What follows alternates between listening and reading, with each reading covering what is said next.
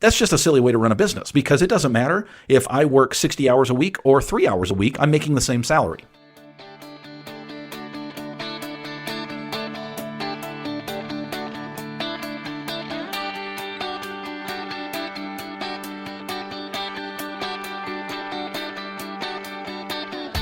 Originating from deep inside the Rocky Mountains, transported through the power of the internet, and arriving inside your tiny earbuds.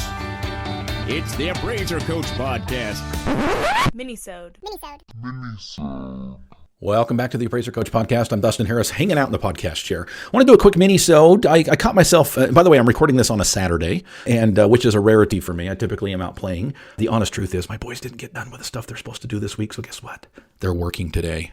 So I'm hiding myself in my little home office, my home studio, if you will, and I wanted to share with you something that happened to me this morning that was a big wake-up call, and I hope that you catch yourself with these types of wake-up calls on a regular basis, which will allow you to make changes to be better next time. Want to pause here, remind you that we are sponsored by Anow Software. Anow, of course, will make you a better business owner. Check them out by going to anow.com. That is www.anow.com. All right, folks, we are talking today about delegation. We're talking about the law of delegation and the ability to be able to utilize the services of others. And by the way, I say that as a win-win. I say that as it is a great joy to employ others and to be able to hand them a paycheck every 2 weeks. And I feel that most of the people, if not all the people that work in my office, feel the same way. It is a joy for them to provide service on a regular basis, which in turn gives them a paycheck. I don't think any of my employees are delusional enough to show up to work if I'm not going to pay them, okay? And I'm not delusional enough to feel like they need to, right? It is a win-win and a complementary relationship that we have. Now, that being said, I pride myself at Appraisal Precision on basically cutting every single procedure down into parts. And I call those tiers. You've heard me talk about it here before. Tier 1, Tier 2, Tier 3, Tier 4, Tier 5. There's even a Tier 6, kind of. Tier 6 means you've sold the business or retired and moved on.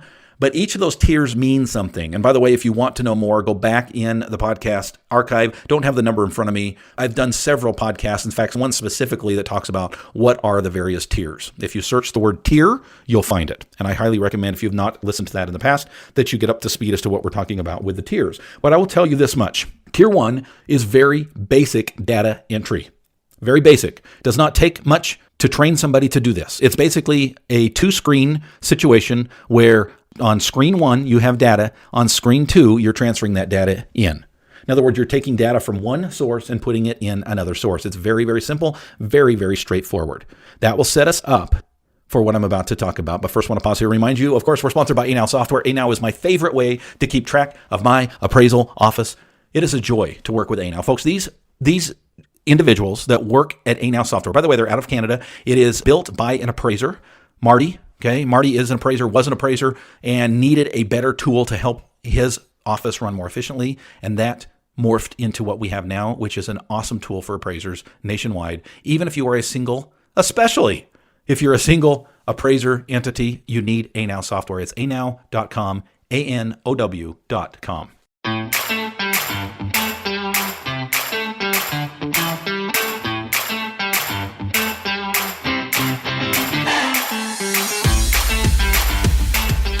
Welcome back, everybody. We're talking today, about a mistake that I made this morning. I want to share with you, and I hope that you're catching yourself doing these things on a regular basis, which allows you to be able to say, interesting. Why did I do that? What can I do to change that? This morning, I found myself, by the way, let me set this up. I changed the way that I pay myself recently, okay? Instead of simply paying myself a salary, one of my goals is by the end of the year to be location independent. In order to do that, I need to, at least on some level, replace myself. And I can't replace myself unless I know how much money I'm making, right? Meaning, how much time am I actually spending in my technician role, which is a tier 3 role, okay? And in order to do that, I've, since the first of the year, been keeping track of my own payroll. It's not something I've done very recently. For the last several years, I simply pay myself a salary. Well, that's just a silly way to run a business, because it doesn't matter if I work 60 hours a week or 3 hours a week, I'm making the same salary. I decided to change that this year in 2020, and I've been keeping track of my work. Every time I do an inspection, every time I do a write-up, choose comps, whatever it is, I keep track of that, and I pay myself just like I do my other appraiser in the office. And that way I can keep track of what my commission is, and I can make a decision, a business decision, on whether or not or how soon I can replace myself. That requires that every 2 weeks, just like any of my employees, I got to sit down and basically write down each and every task that I did and the commission that's attached to it. Well, I found myself this morning, and I literally was in this seat, this very seat that I'm sitting in right now, for about 45 minutes. And about 45 minutes into it, I thought to myself, man, this is tedious. Man, this is boring. Man, there's a lot of other things I'd rather be doing on a Saturday morning. And then all of a sudden it hit me. Dustin, you dummy. You're the appraiser coach, man. You're teaching other people how to utilize the law of delegation, and here you are doing your own pay card. That is a tier 1 level activity. Now, please understand, folks. Let me just back off for just a second and help you understand. I am self-aware enough to know how this sounds, okay?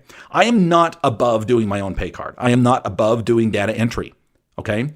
But is the doctor paid well for taking someone else's blood pressure? You all know the answer to that. There's a reason the doctor doesn't meet you at the receptionist booth.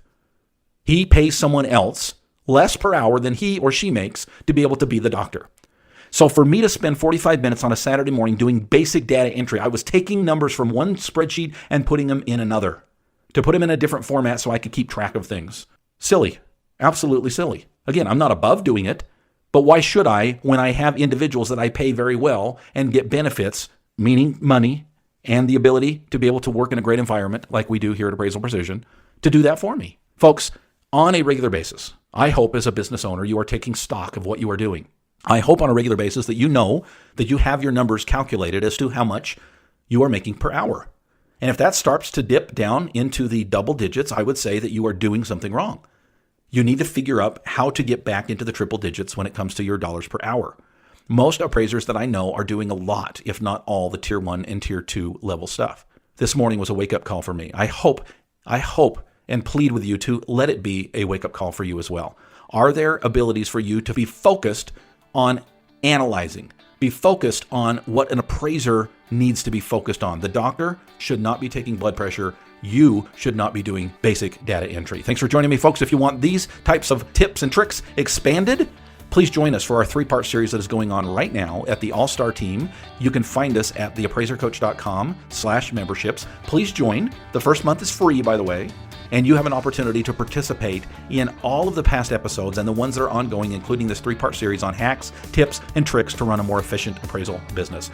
Hope to see you there. You've been listening to the Appraiser Coach podcast with Dustin Harris.